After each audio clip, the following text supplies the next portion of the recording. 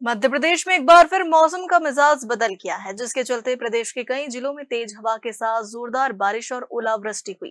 शाजापुर जिले के शुजालपुर क्षेत्र में अचानक हुई बारिश और ओलावृष्टि ने किसानों की उम्मीदों पर पानी फेर दिया है। शुजालपुर अनुभाग के ग्राम चापड़िया क्षेत्र में अचानक बदले मौसम ने किसानों की उम्मीदों पर पानी फेर दिया है।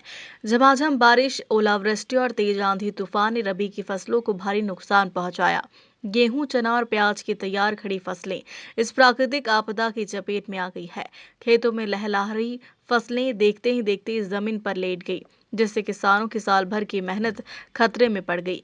कई गांवों में तेज हवा के साथ पड़े ओलों ने फसलों को तोड़ दिया और दानों को झाड़ दिया।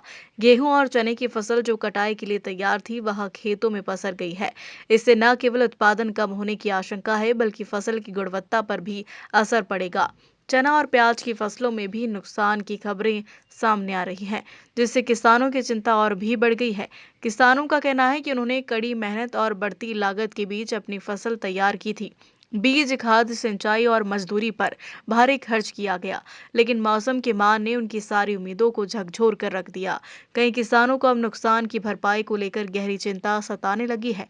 बारिश और ओलावृष्टि के बाद तापमान में गिरावट आई है, जिससे ठंड का असर भी बढ़ गया है। खेतों में पानी भरने से फसल सड़ने का खतरा भी मंडरा रहा है।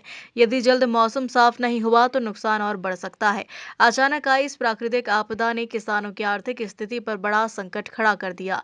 किसानों ने प्रशासन से मांग की है कि जल्द से जल्द फसल नुकसान का सर्वे करवाया जाए और प्रभावित किसानों को उचित मुआवजा दिया जाए। अब सभी की निगाहें प्रशासन और मौसम की स्थिति पर टिकी हुई है, ताकि आगे और नुकसान से बचा जा सके।